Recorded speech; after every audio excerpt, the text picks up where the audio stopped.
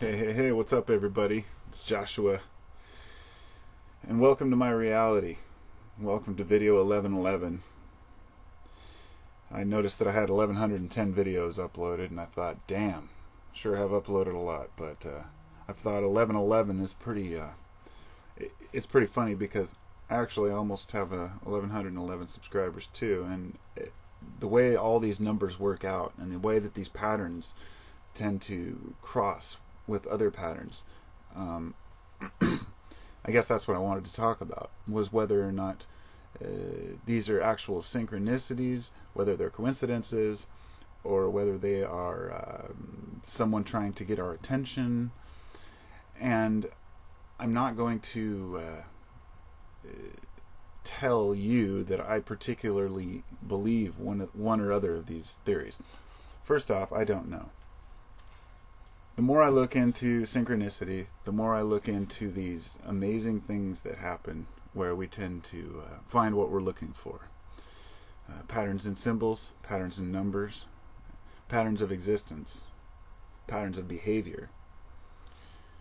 Example of patterns of behavior would be that if you are a drug addict, you're more likely to notice a drug addict's type of behavior because you understand that type of behavior. If you are a hairstylist, you're more likely to notice people's hair. If you are an automotive technician, you're more likely to notice people's cars.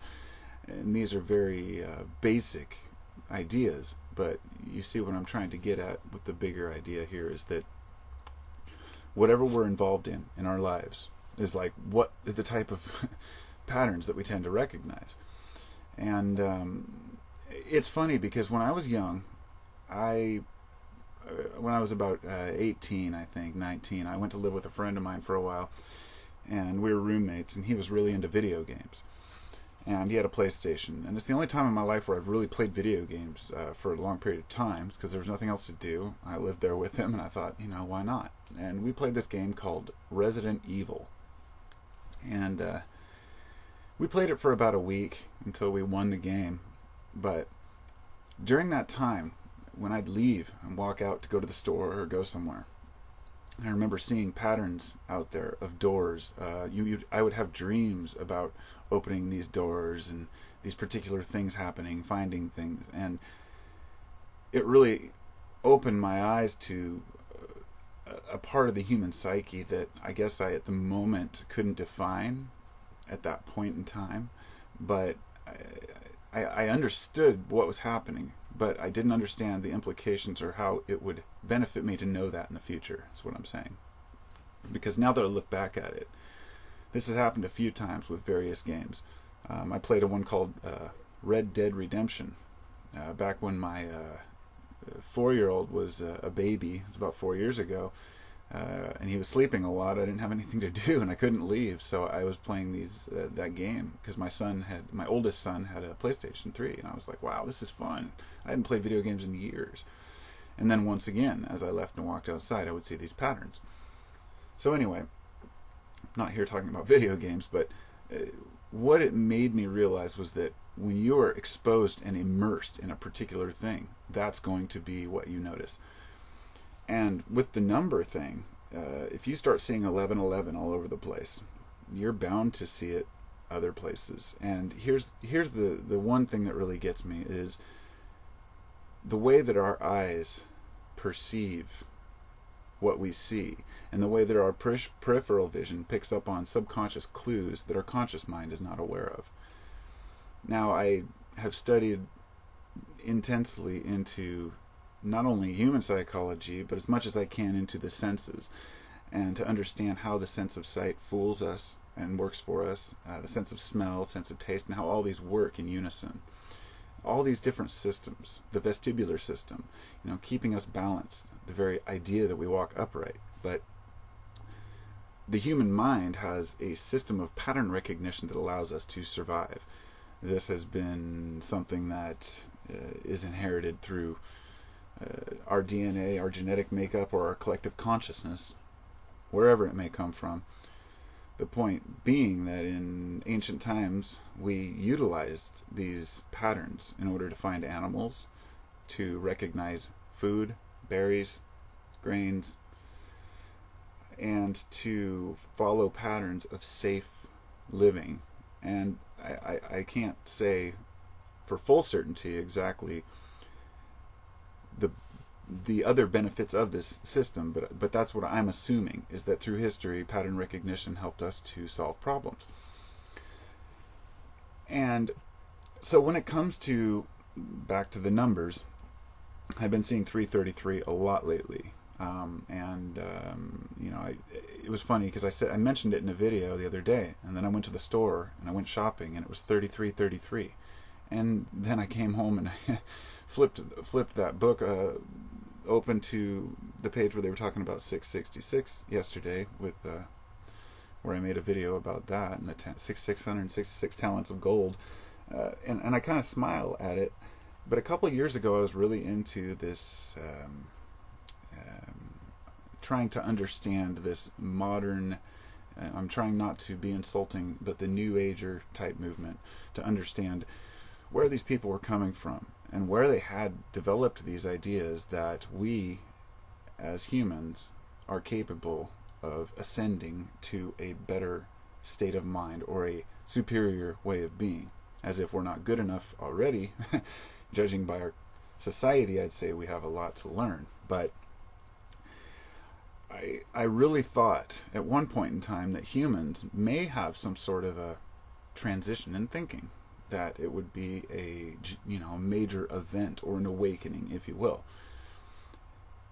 I started to doubt that over the years, and especially over the last year, when I've started to realize that it's just another bailout in my mind. It's just another way of us to say things are out of control, things are overwhelming, life is crazy, the world is nuts, and we need some outside force to change our own minds for us, you see. And that's how I view it. Now, I'm not an antagonist towards people who, believe in ascension, if you will, but I'd like to see any type of evidence, conclusive or otherwise, that says that yes, humans will ascend in any way, shape, or form to a higher state of spiritual being. Now, I'm not talking about religion or afterlife here. I'm talking about within this realm, within the three-dimensional earthly realm, us becoming more than human, if you will, because to be in full comprehension of all our faculties and to be able to really understand everything about the world and the universe, it's just not in the cards for humanity. We are out of control, not because we've lost our way, but because that is our way.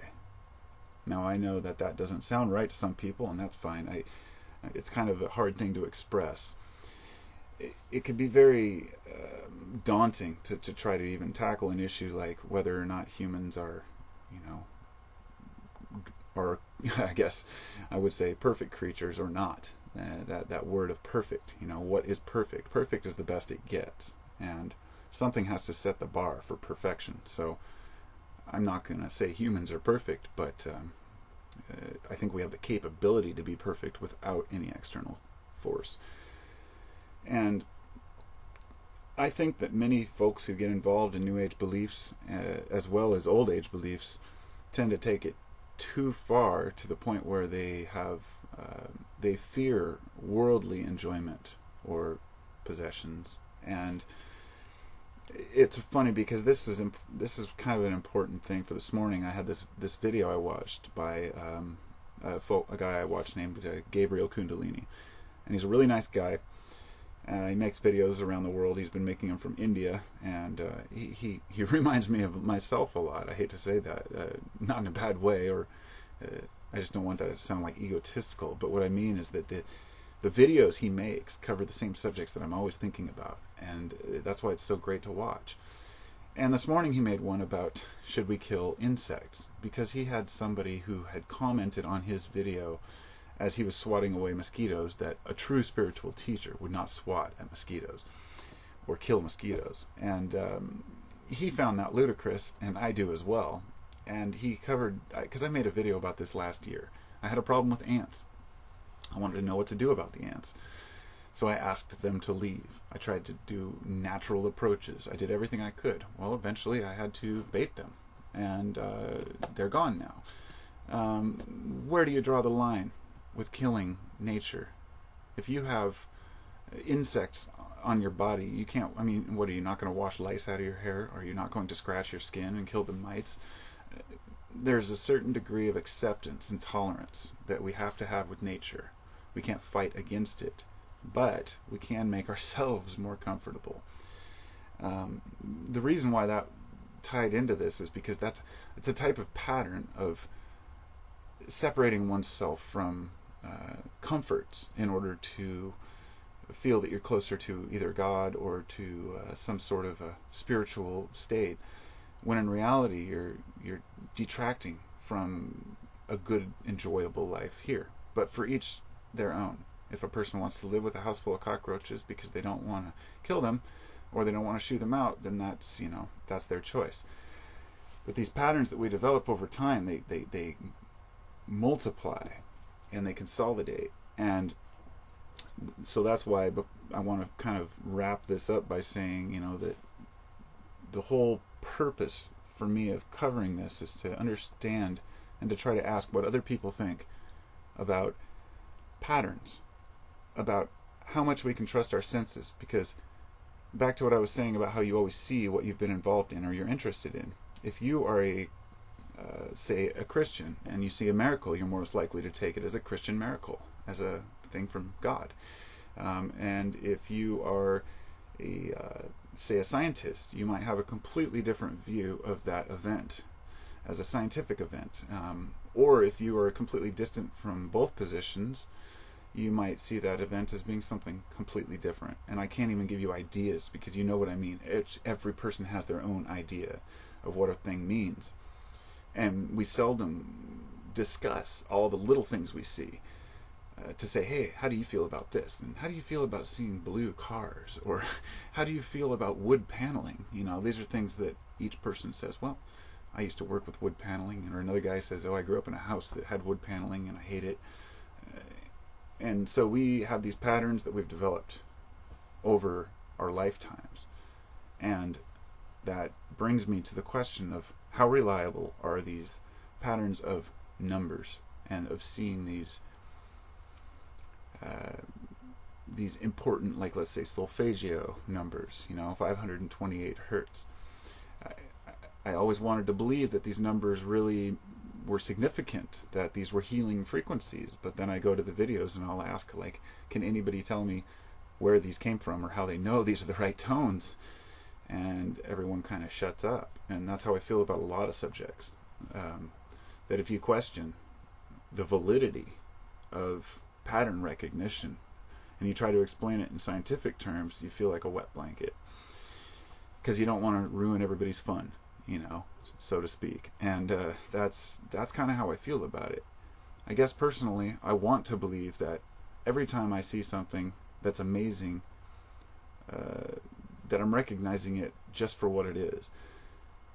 But we label unconsciously everything that we see, and we build up these patterns. So I guess I could go on and on. I feel like I'm spinning my wheels here now at this point. But I guess that's just the big question I have, is how valid are our senses, and to what degree do we trust them? Because we sure as hell don't want to take everything as scientific fact and say, this is how it is, this is how it has to be, I have to have empirical evidence for everything. That's beyond refute, because that doesn't exist. Or if it does exist, the individual has to make it exist, in the sense that only you can determine what is enough evidence and sufficient evidence for you to believe something is spiritually amazing or a miracle, or if the spirits are trying to speak to you through numbers or patterns. And the reason these questions are so important to me is because if God, if you will, is trying to speak to people through numbers, then we want to be listening. But if it's just our own minds manifesting these things, maybe we want to listen too. I don't know. What do you guys think? Peace and love to everybody. Have a great day. 11/11.